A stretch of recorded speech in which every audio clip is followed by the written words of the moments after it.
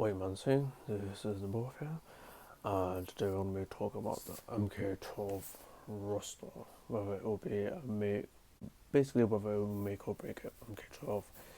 So this is potentially one of the most controversial topics, mainly due to the fact of where it's going to be taking place with the story and NRS mainly like to basically base a roster of the story. So I'm just going to be giving my 2 cents upon it. I feel like people should generally lower the expectations about this sort of roster. Yeah, it's cool that they actually revealed the news on a phone call, but here's the thing, yeah. This roster may have the chance to not include that many fan favorites as expected if NRS decide to essentially keep the same decision.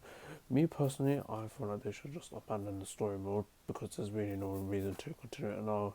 Liu and Shang are in ridiculous forms of powers and they can easily stop like any sort of threat that opposes them. So really, why is there even a story? So if you can stop the story, you have no limitations, right? And that means you can go pretty much fucking crazy with the roster. You can have like so many fans, such as Scorpion, Sub-Zero.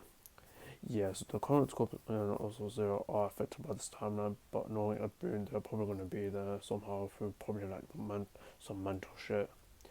They're doing it at night also. There could be a possible chance that they might do a Scorpion as a way for him to be justified in the roster of Mk12 if they're following the Liu Kang ending. But if they were to go down a way in which they're able to have a story and have majority of fan favorites to come in order to make sure that they can basically satisfy most of the MK fans, the best route to go down would be the Shang's ending. Now, I know many people would disagree with this notion, saying, oh, Shang's ending leads to nowhere because he's an absolute power. The same goes for Liu Kang's ending. He's an absolute power as well, and he can literally just get rid of any threat if he feels like it. He could literally just stop the entire MK and if he really felt like it. Like, there's nothing stopping Liu Kang, and there's nothing stopping Shang Tsung either. Yet people want these endings to continue. So if Ed Boon does get to want to do a story mode, then the best possible way in which you can do a story and have many people be satisfied with the story is through Shang's ending. So I already discussed about the first reason, although logic applies to both endings about them not being realistically being able to be continued, Shang's ending can actually be done without having to do a timeline reset. The thing is, Dark Raiden is back in that ending along with Fujin. He also has the default that you may see when it comes to the customizations. So what you could potentially do with that sort of timeline, and if they are following that sort of ending, yeah, is just say that Shang decided not to do like a timeline reset because that would cause too many risks to his plans of total absolute reign, and he decides to use his other form of powers, say for example like reality manipulation, elemental basically elemental bending, telekinesis, etc., in order to make sure that he can essentially have most of the realms in his control. This will be done within a time skip, so basically MKX in a way, but it's not going to be like an absolute timeline reset. So you still basically avoiding fans basically being pissed off because you're basically doing a continuation of the present timeline we're in. And there's still some opportunities for you to essentially set up the next game, Mk13, where Onoga can basically be the fan or villain of that timeline. Not only does it satisfy most of the roster decisions that you have, you're also satisfying the story fans who really enjoy the story and basically make sure that they want no sort of retcons. Because mainly when it comes to time travel, NRS does like to retcon a lot of things, and most of the time they haven't gone well in NRS's favour, and they happen to be like basically shitty story decisions in a way. Going with Shang's ending basically completely avoids that. So we're still focusing on the present timeline, and we're completely having to avoid basically recent time, alright, which will basically please most story fans, as that will essentially get rid of the timeline aspect there. And another reason why we should go with the Shang's ending, if they're planning to basically make sure that the roster is good. Liu's ending has too many constraints. I'm sorry, but with some rosters that people are suggesting is not going to work if anyone do decide to base the roster off, the story. So Liu's ending is basically with 500 years in the past. So you can already tell that many fan favorites are not going to come back. So, for example, Johnny Cage, Cassie Cage, apparently she's a fan favorite. Honestly, I don't get why she is, but yeah. Basically, the special forces and all the modern day characters, that includes Sector and Cyrex, you're also massive fan favorites in the MK community. This pretty much mainly goes for Aromas, so like Takedo, Kungjin, all the comic kids. And Aromas with basically longevity also have the chance of not getting into Mk12. Okay, and what I mean by that is mainly due to fan demand. Maybe they might not come in. They could sometimes with characters with fan demand, they can essentially come in through DLC. That managed to happen through Melina, even though she was dead. And what I mean by this is other criteria is basically taken to massive effect.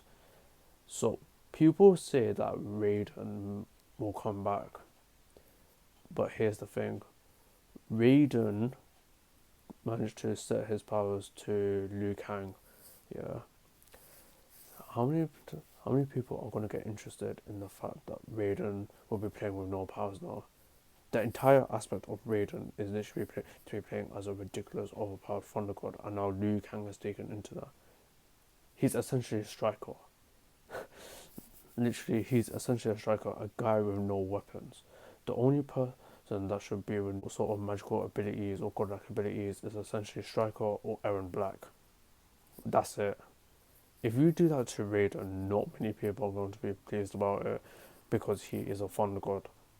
He's going to get stale like really quickly, and when it comes to fandom, when it comes to gameplay, they want to make sure that the gameplay is fun. Raiden may not be fun without the fun powers because there's only so much you can really do with a person that doesn't have any powers. There is also other limitations as well. Some characters could be dead within the story, and some characters may not even play in the story at all. So the Great Kung Lao era is like 500 years into the past, essentially focusing on Great Kung Lao via Shang Tsung. Not many. Some other fan favorites also didn't play a role into that era.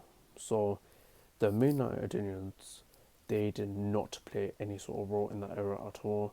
Katana, Jade, Melina, they did not play into that era at all in terms of role. Same with Tanya and Rain. There could be exceptions for them because Rain has been DLC twice now, and the fact that he hasn't been on base roster is kind of ridiculous. Like, he needs to be on base roster, so that's only for Rain fans. And sometimes some fans may not get like any sort of like good representation. Tanya only got like decent representation within one game, but that's it.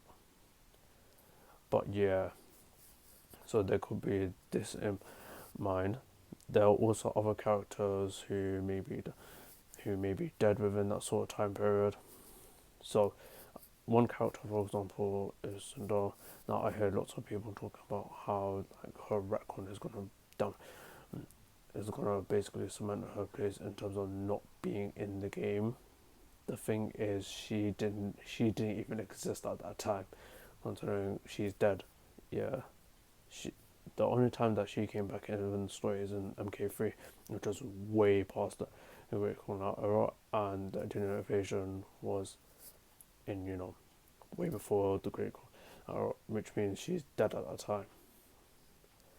Now people want some NPCs to come in, yeah, like for example King Jared, but here's the thing that I gotta ask.